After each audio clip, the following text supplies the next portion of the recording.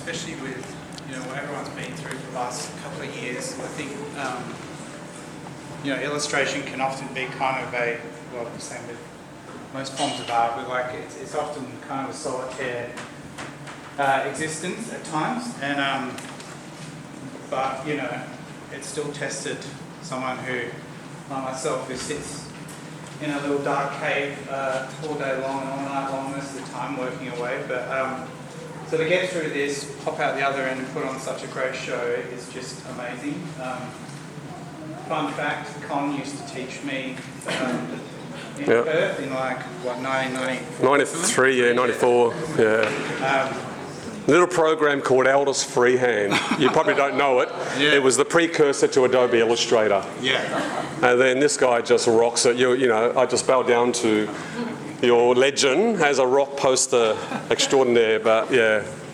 Not because of my teacher, by the way. Well, I mean, to be honest, like those days of being part of a learning group, and I just look back on them now as some of the funnest times in my life. Like, it was particularly banding together towards the end to get a show together and all that kind of stuff. Like, the kind of group camaraderie that exists in that space is really awesome.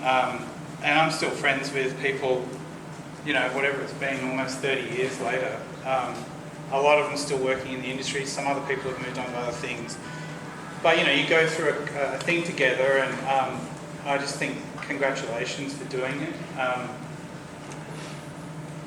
In terms of words of wisdom, I'm not the bastion of knowledge that, but I would say, like, it's down to hard work, and you can tell by what's around you that you've all got it flowing through your veins, and it's just a matter of utilising that, continuing on with it, and pushing through. There'll be times where it feels like a bit of a waste, or you're getting nowhere or whatever, and for someone that's been doing it for 30 years, it wasn't 30 years of just having fun drawing pictures. It was gradual progressions, and then getting to that certain point, and then eventually finding my feet. And I think, like, even through times where I was sort of not doing exactly what I loved, I sort of worked on the kind of ethos of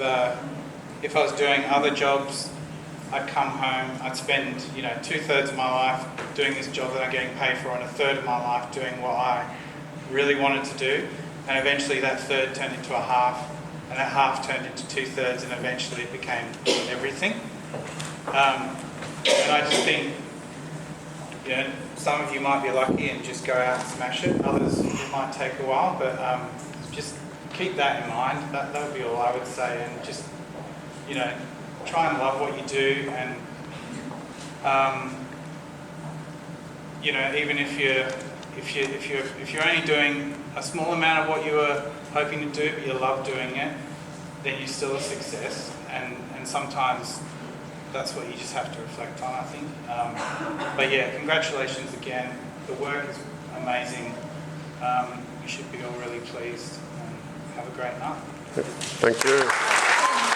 Ken. Thank you.